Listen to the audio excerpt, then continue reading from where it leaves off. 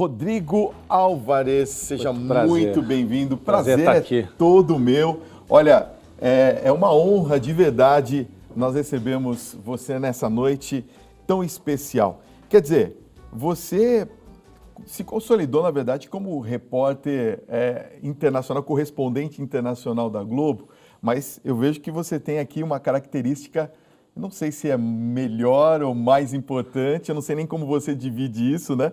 Mas também como escritor. Parabéns, viu? Obrigado por me receber aqui, muito honrado.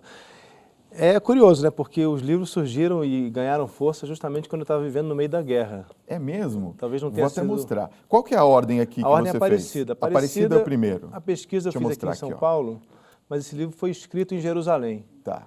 No momento em que acontecia a Guerra de Gaza.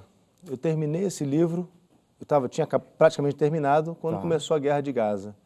Então, as duas funções, né, correram paralelamente na minha vida, de escritor e a de correspondente, acho que se complementando, né? É preciso ter reflexão sobre aquilo que você vive também, e escrever se tornou uma forma importante de refletir para mim, né? Depois veio um livro sobre Maria.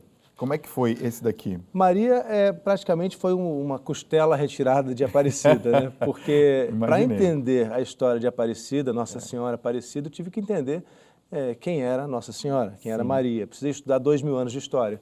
Então, as conclusões da minha pesquisa eu apresentei aqui, tentando mostrar como foram esses 2000 anos de história, né?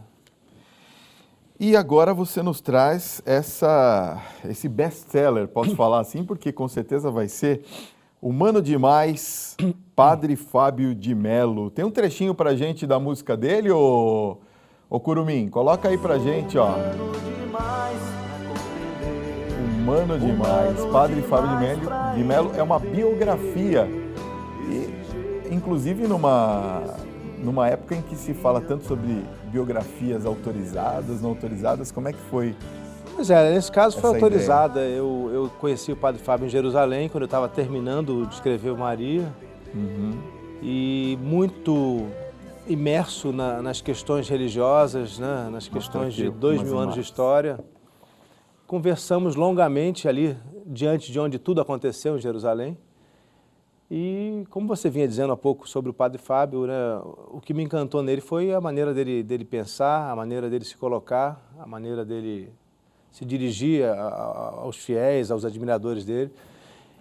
E resolvi fazer um livro, depois de ele ter concordado, um livro que pudesse retratar a história dele, mas também a história do pensamento dele, como é que se formou esse padre intelectual, né? De onde veio o Padre Fábio de Mello, não apenas a figura pública, mas como é que ele chegou a ser o que ele é hoje, né? Agora, sabe uma coisa que eu percebo, Rodrigo, que eu acho que você tem essa característica também, como eu coloquei um pouco na reflexão, na abertura do nosso programa, né? Eu acho que o que encanta a gente é a maneira com que as pessoas se expressam.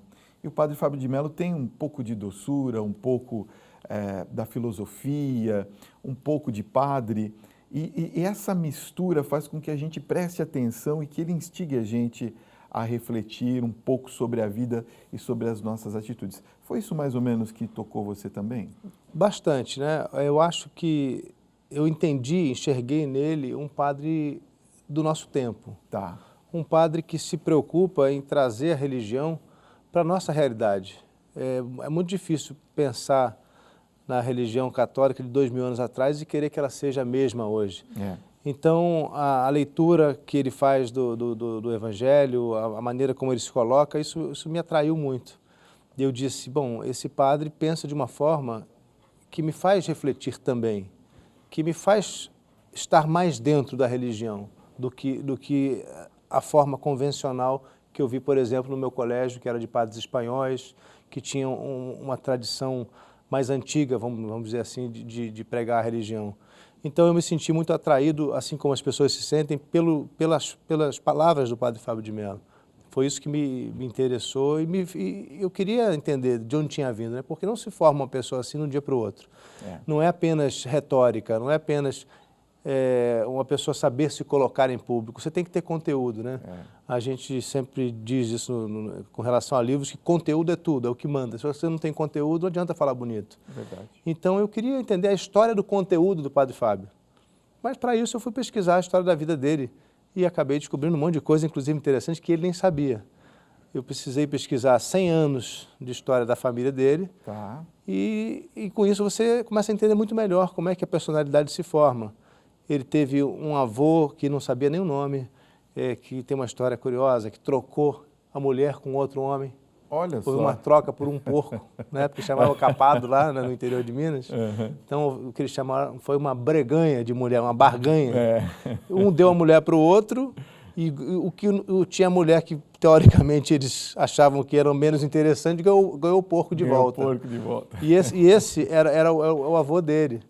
Então, a história dele começa de uma maneira curiosa, né? Bem brasileira, bem do interior de Minas.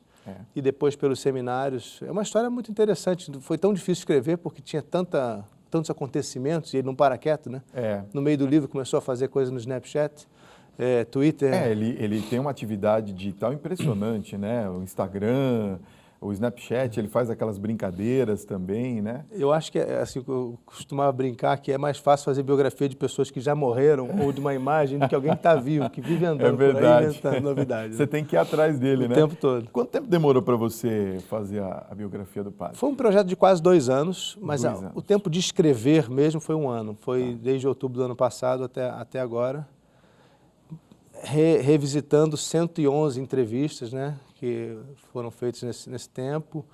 Isso foram 300 horas de conversas e também muitos documentos que foi preciso procurar, encontrar coisas que ele não tinha, né, para entender exatamente como se formou essa pessoa que tanta gente admira hoje, né?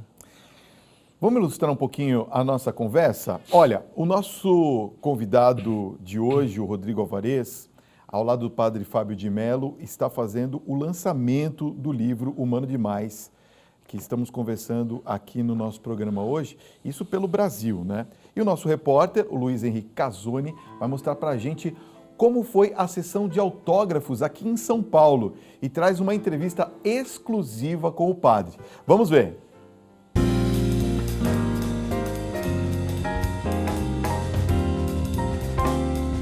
Centenas de pessoas foram ao lançamento do livro Humano Demais em São Paulo.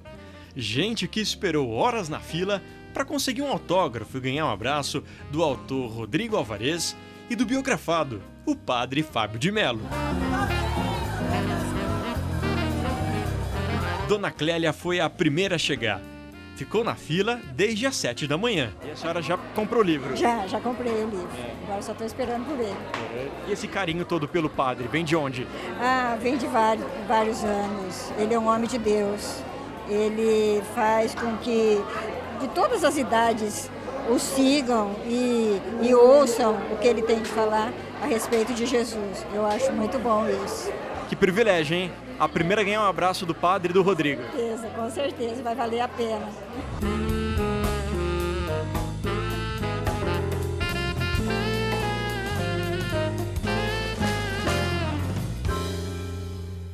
Bom, que o padre Fábio de Mello é um dos religiosos mais populares da atualidade aqui no Brasil, isso ninguém tem dúvidas. Nessa sessão de autógrafos aqui em São Paulo, a gente tem uma dimensão do carinho todo do público com ele, que neste momento está ao lado do escritor do livro, Rodrigo Alvarez. Em Humano Demais, detalhes da vida do padre, que buscou inspiração na sua própria história, para cantar, pregar, escrever e assim tocar o coração de milhares de pessoas por onde passa. Primeira vez vendo de pertinho o padre Fábio. De pertinho, um sacrifício danado, mas valeu a pena, tá valendo a pena. Valeu a pena ficar horas na fila? Valeu, sem almoçar, sem nada, mas valeu a pena. Como é que tá a expectativa? Boa, muito boa, porque eu acho que ele é uma pessoa que transparece muita coisa boa e a maneira dele passar a palavra e tudo é diferente de tudo que eu já vi na vida, assim, sabe? Isso é bem interessante, atrai os fiéis. Vou pedir a bênção, é uma grande coisa já, né? Que ele me abençoe e dá parabéns para Rodrigo e para ele também pela biografia que o Rodrigo fez para ele, para o padre.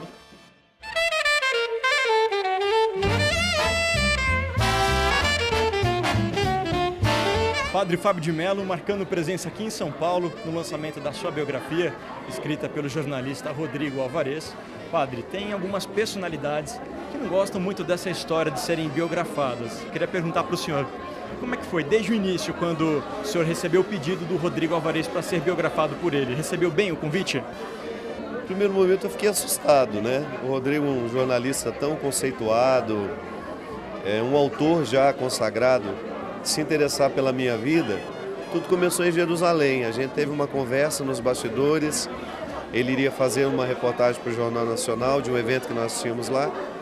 E ele achou muito interessante as minhas ideias e começou a me perguntar, mas você é um padre assim, pensando dessa forma no Brasil? Eu falei, sim. E aí um tempo depois, ficamos amigos, um tempo depois ele me pediu para escrever a minha história.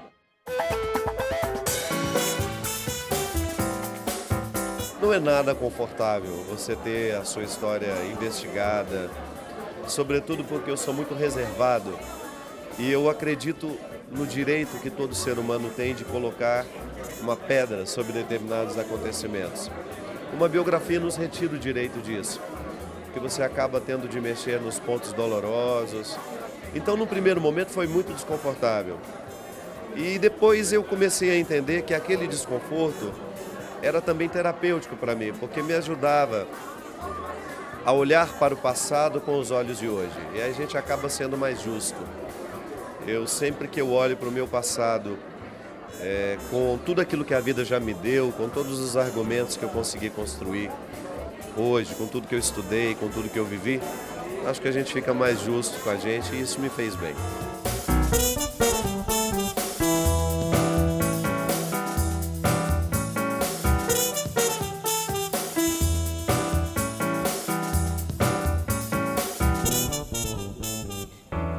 Olha, eu estava conversando aqui com o Rodrigo enquanto passava a matéria, claro, ele me contando alguns segredos, se podemos dizer assim. Mas podemos contá-los. Quer dizer que o padre deu uma fugidinha, ele falou assim, ó, vem atrás de mim, aí você... Não, a gente passou um tempo bom conversando, né, tentando entender a vida dele, mas chegou uma hora que os assuntos começaram a ficar incômodos e de repente o padre desapareceu.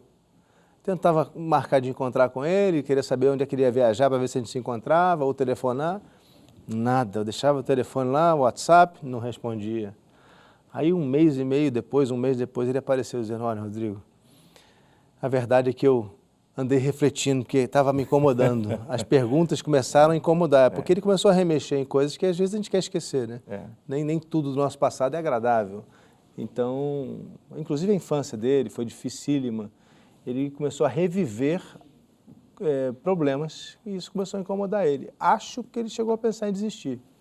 Agora, por que você escolheu esse título Humano Demais?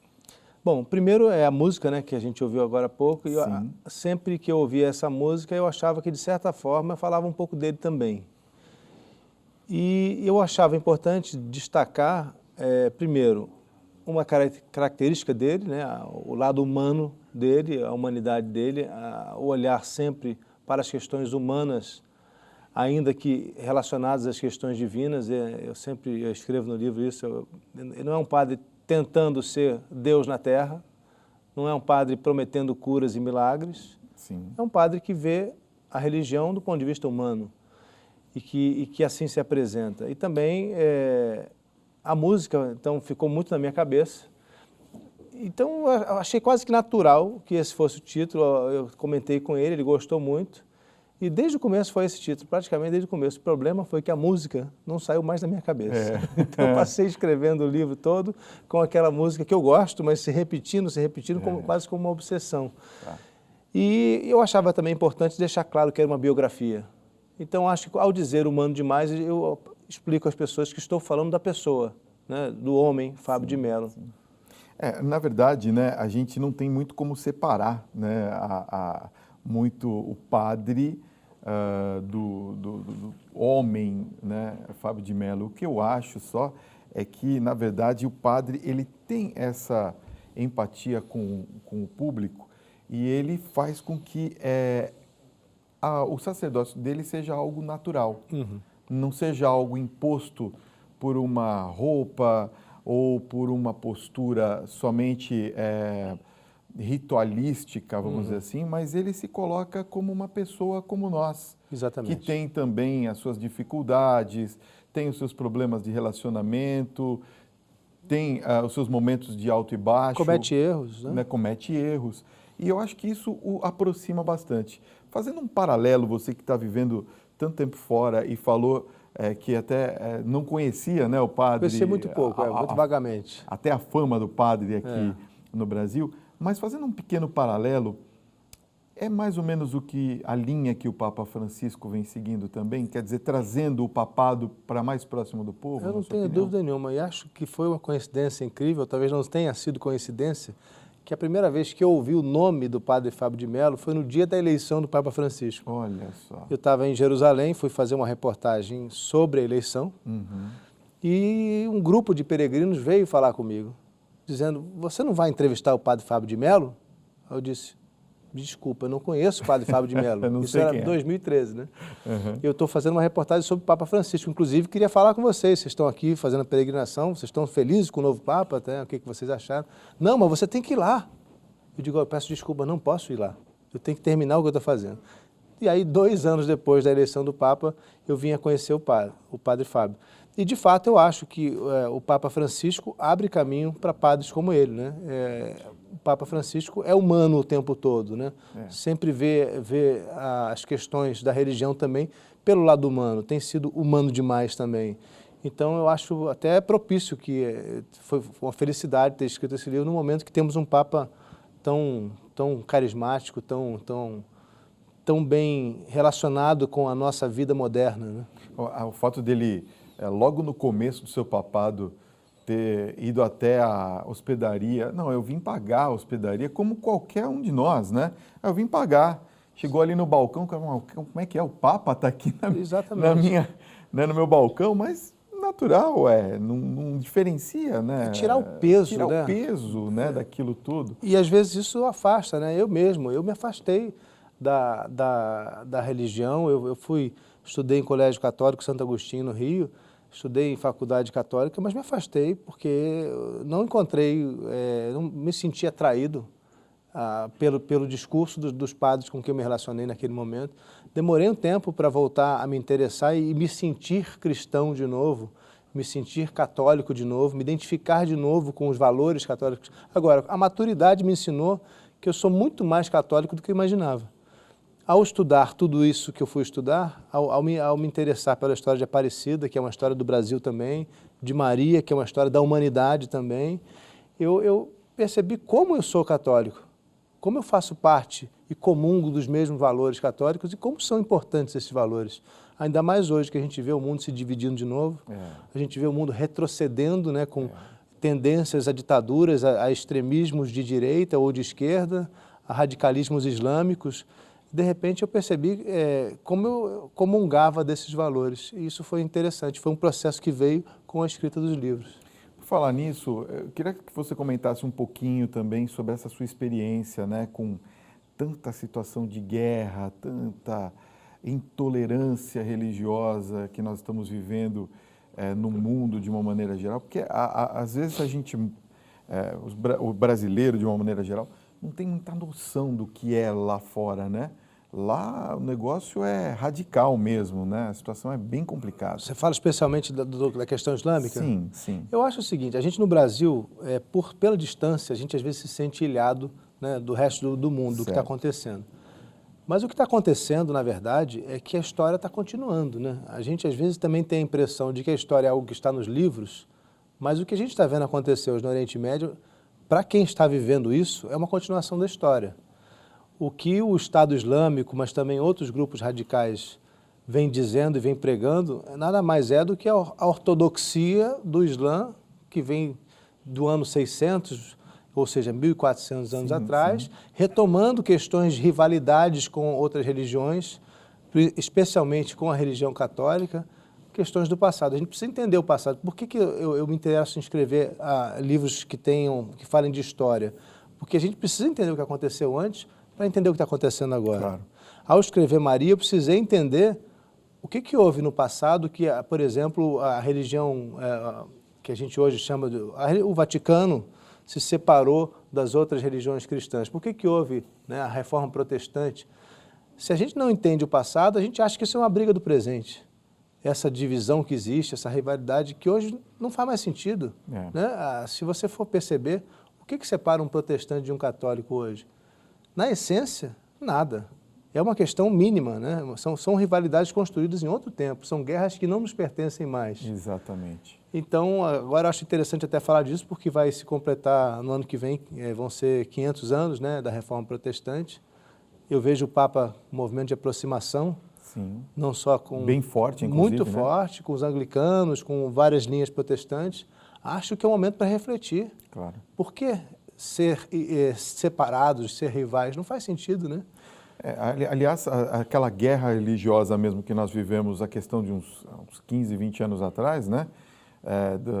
Entre evangélicos, católicos, até os espíritas, enfim, já acho que não é também uma coisa que a gente pode dizer é nosso. Já passou, né? É uma coisa eu que... pergunto, faz sentido isso? Pois é, não tem sentido nenhum mais, né? Se Jesus é a essência de todas as religiões, claro. O que diria Jesus disso? Ou que o amor, né, é a essência de todas as religiões. Exatamente. Né? Só existe para isso, não tem mais nada. Religião, né, religar a pessoa a Deus, né? Como você mesmo falou, às vezes a gente, com tantos rituais, com tantas situações, a gente se sente cada vez mais separados, porque se preocupa mais com a rubrica do que com a pessoa que está. E o mundo cheio de problemas, cheio de ameaças, exigindo aproximação, exigindo união, né? Você fica aqui com a gente, né? Olha, tem muita coisa para eu perguntar aqui para o Rodrigo e você pode participar. Luísa, põe para a gente aqui, ó, o nosso WhatsApp, 11 São Paulo 950336870. Esse é um número exclusivo do nosso Tribuna.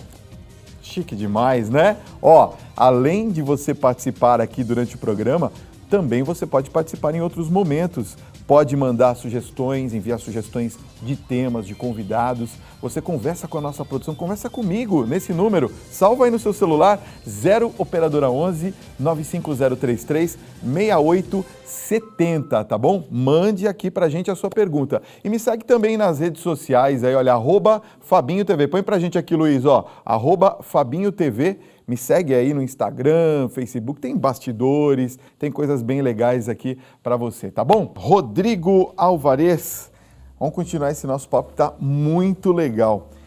Vou fazer uma pergunta para você. Teve algum assunto assim que o padre falou assim, não, esse assunto é muito delicado, não vou querer que você mexa? Não, ao contrário, teve assunto delicado que a gente acabou colocando no livro e até... mesmo, correndo todos os riscos de se ouvirem, né, críticas. Né? O padre admitiu pela primeira vez que, quando era seminarista, teve um relacionamento íntimo, muito intenso, e quase deixou de ser padre por causa de uma mulher, por causa de um casamento, que ele pensou em se casar. E, curioso, também admitiu que se manteve no seminário porque ela desistiu. Ah, que interessante. E daquele momento, aí sim, acho que é bem interessante a história, eu acho que é um momento de virada na vida dele. Se ele tinha dúvidas, naquele momento ele abraçou o sacerdócio, ainda não era padre, mas a missão que ele tinha se determinado a cumprir, e ali ele começou a se tornar o padre que ele é hoje. Na verdade, né, o seminário é um grande momento do discernimento, né? E se ele não tem essa experiência também, era bem capaz de, posteriormente, falar, não, será que se eu tivesse deixado, não seria melhor, né? Essas coisas que... Foi o que ele ouviu na época do Padre Léo Tarcísio, né? Já Padre falecido. Léo, grande Padre Léo. Grande Padre Léo, acompanhou esse drama, foi a única pessoa na época a quem ele confidenciou esse relacionamento. E, curiosamente, o Padre Léo disse, meu filho, experimenta. Se você não souber a resposta disso, você nunca vai ser um bom padre, né? É verdade. Você precisa viver e terminar esse relacionamento ou terminar o seu relacionamento aqui com o seminário e se casar, mas você não pode abortar esse amor que você tem hoje, desistir dele sem experimentar. É um conselho que eu não imaginei que um padre fosse dar a um seminarista, mas que eu achei muito sábio e foi decisivo para que o padre Fábio fosse quem ele é hoje. Aliás, o Padre Léo, é um santo, né? Uma pessoa assim de uma riqueza impressionante, né? Acho que todos nós sentimos, não só católicos, né? Todos que tinham uma certa relação ou ouvia as palestras do Padre Léo, sente a ausência do Padre Léo pelo tipo de reflexão também que ele fazia, que era diferente do Fábio de Mello, uma coisa assim bastante popular, né? Que alcançava as pessoas também de uma maneira bem simples. Mas né? interessante notar como ele foi uma influência para o Padre Fábio de Mello, né? Como ouvir e acompanhar de perto o Padre Léo ensinou muito ao Padre Fábio de Mello. Agora, qual que seria assim uma das lições ou a lição mais importante que você tirou dessa sua andança ou das suas andanças com o Padre Fábio de Mello, hein? Olha, foram inúmeras, né? Eu acho que, tenho certeza que vai ser uma experiência que vai ficar para a minha vida inteira. Tá. Mas o que me interessou e que me fez aprender muito foi exatamente, e aí fala-se um pouco da biografia com isso, a maneira que o Padre Fábio de Mello tem de olhar para a própria história, de olhar para os próprios erros como uma forma de avançar, como uma forma de melhorar a maneira como a gente age na vida, né? Não tentar esconder aquilo que ficou para trás e sim aprender com aquilo que a gente fez. E é isso que ele prega e isso eu percebo quantas pessoas mudaram, né, de vida, quantas pessoas saíram de situações difíceis por terem resolvido enfrentar seus problemas, né? E uma coisa que eu queria te perguntar é a respeito, a gente sabe que escrever, claro, no caso dos outros 2 livros seus, você escreveu sobre Nossa Senhora, quer dizer, uma figura, né? Não é exatamente uma pessoa, é uma pessoa, claro, mas não é uma pessoa assim próxima, como é a questão de uma biografia. É isso que eu quero dizer.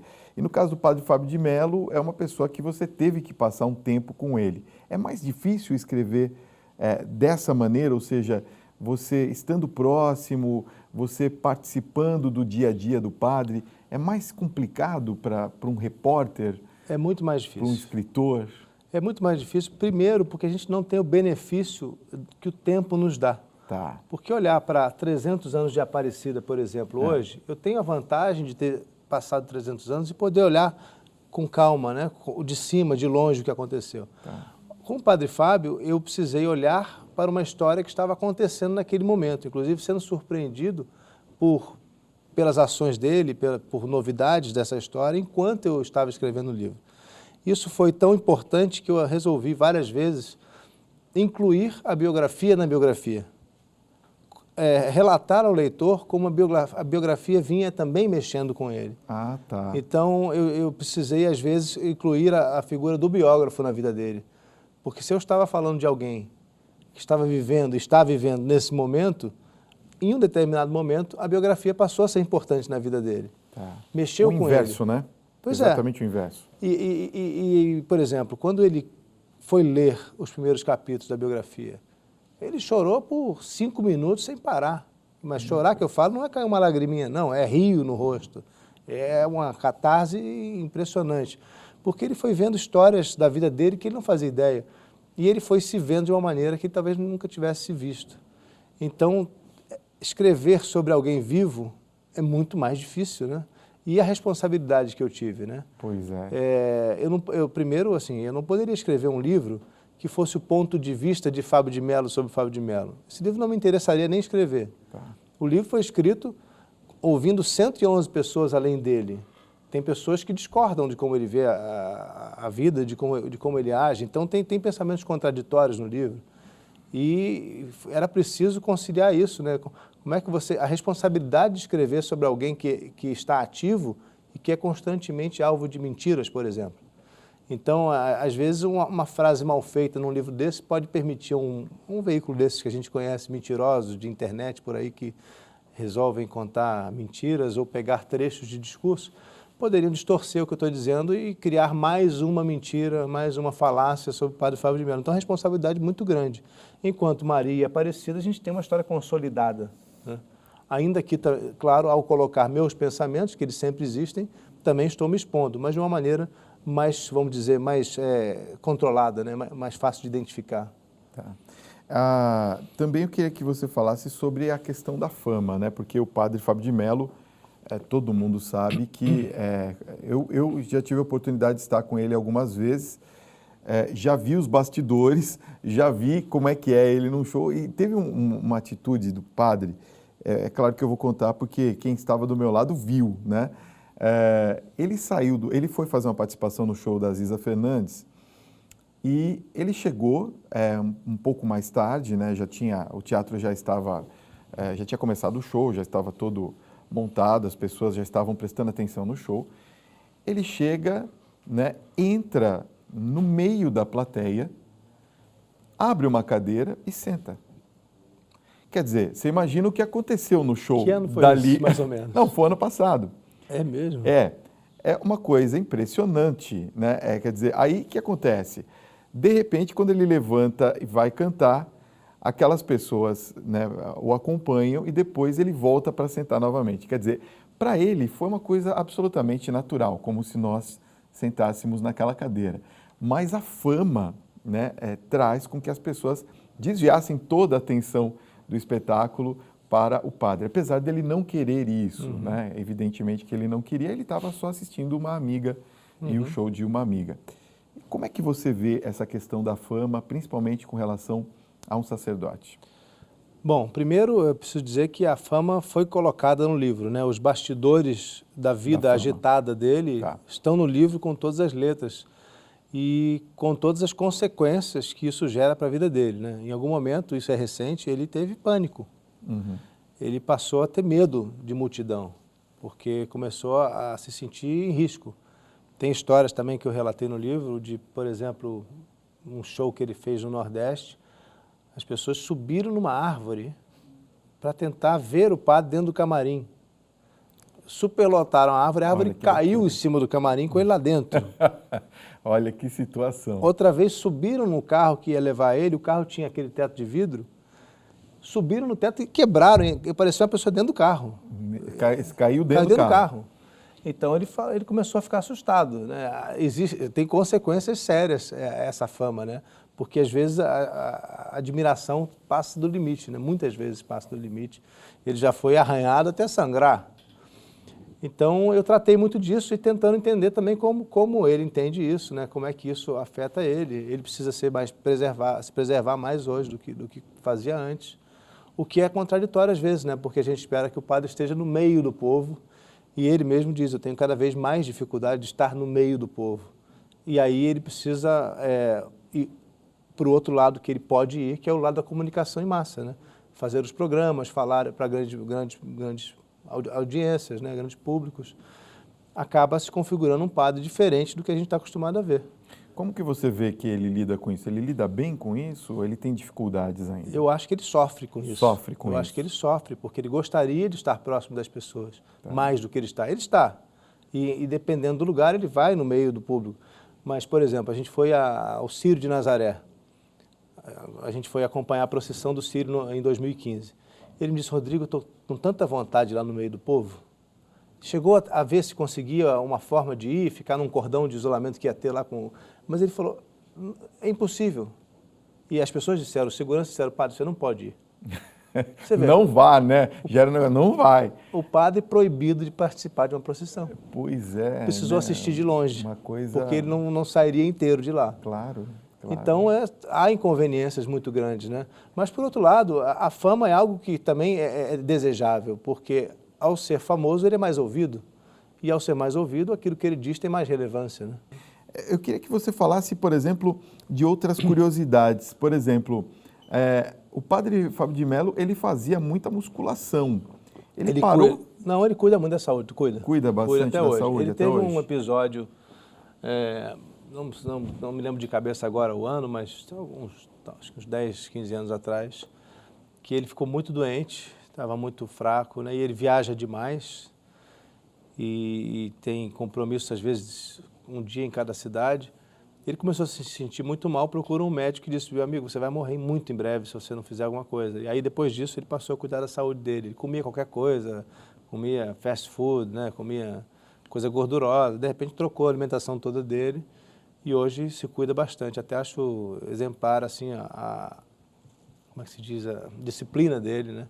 com a alimentação dele, com o cuidado com a saúde. Porque se não for assim, é o que ele sempre diz, ele não aguenta, né? Porque, na verdade, a gente, na vida corrida nossa do dia a dia, já é complicado, né? Que em São Paulo, né? Você vai fazer uma gravação, vai fazer um comercial, depois tem outro compromisso. Então, no meio ali, você come um pastelzinho que tá bom, né? Mas o padre não pode... Muita gente usa isso para criticar o padre, né? Porque eu acho que as pessoas têm dificuldade de aceitar o diferente, né? Mas a gente tem que lembrar que na história, muitas vezes, foi o diferente que foi relevante, que foi importante, né? Também me interessou o fato dele ser diferente, também me interessou entender um padre que não usa muitas vezes a batina só quando está celebrando uma missa ou presidindo um casamento. E isso incomoda uma certa parte das pessoas, né? Às vezes até dentro da igreja isso causa incômodo, né? Agora, eu vejo isso como natural, é uma coisa do nosso tempo, é um fenômeno do nosso tempo. E a gente precisa entender, a meu ver, não há o que criticar se ele está cumprindo a função de padre dele, né? O fato dele, por exemplo, utilizar uma roupa clerical, seria isso? É o que muita gente diz, né? Que ele não usa o clésima, né? Que é exatamente. Aquele colarinho específico que identifica ele como padre. Mas acho que todo mundo sabe que ele é padre, né? Não tem... Eu acho que não há dúvida, né? Não E quando há ele dúvida, está fazendo alguma cerimônia, um casamento, missas, ele está vestido como deve, né? Agora, você escreveu muito sobre temas religiosos e você é uma pessoa reconhecida pelo seu trabalho secular, ou seja, pelo seu trabalho na TV Globo e em outros momentos. Você sentiu algum tipo de resistência quando você resolveu utilizar o tema religião? Olha, não, acho que porque eu não escrevi do ponto de vista de um religioso, né? Já existem sobre Aparecida ou sobre Maria inúmeros livros devocionais. Tá. Mas não havia sobre Aparecida, por exemplo, um livro que contasse a história. Eu me propus a fazer aquilo que eu sei fazer, né? Eu, como repórter, sou contador de histórias. Sim. É isso que eu faço todo dia. Então, eu não saí do meu meio, na verdade. Eu escolhi um tema que era religioso, mas sem abrir mão da minha experiência jornalística, da minha experiência como repórter. Ao contrário, a experiência de repórter tornou mais fácil a tarefa de contar 300 anos de história de Aparecida, né? Com precisão, que é algo que é importante, sem deixar que o texto fosse permeado de devoção, que tiraria dele, a meu ver, o valor histórico. Existe espaço para livros de devoção, mas eu acho que faltavam livros como Aparecida e Maria para falar da história, para que a gente pudesse entender de onde vem Aparecida, de onde vem Maria, por que o brasileiro é tão devoto a Maria, por que o mundo é tão devoto a Maria. Então, eu acho que não houve conflito. Era até natural eu escrever sobre algo da história do Brasil, da história do mundo, do lugar de onde eu vivia, Jerusalém. Aliás, eu vejo que todos os seus livros são, na verdade, biografias. Você cita a biografia em Aparecida, Maria e, claro, do Fábio de Mello. É uma característica sua de ser biógrafo que fala? Seria. Eu acho que foi o começo dessa linha de escrever sobre temas religiosos. Eu comecei fazendo biografias, mas não me sinto preso, não. Ao contrário. Não. Pode ser que no próximo eu escreva uma ficção, um romance, talvez na mesma temática, mas não me sinto determinado ou obrigado a escrever biografias. Não. Por falar nisso, alguma ideia já do próximo? Inúmeras. Porque repórter e escritor, eu acredito que você deva ter um... Não paro. Não para, né? Eu só estou esperando baixar a poeira agora, porque eu tenho 3 ou 4 temas que eu quero escrever, me interessam, né? Eu tenho alguns roteiros, algumas propostas, mas ainda preciso deixar a poeira baixar e sentir, né? O que vai fluir melhor para eu escrever. Mas espero no ano que vem lançar outro livro.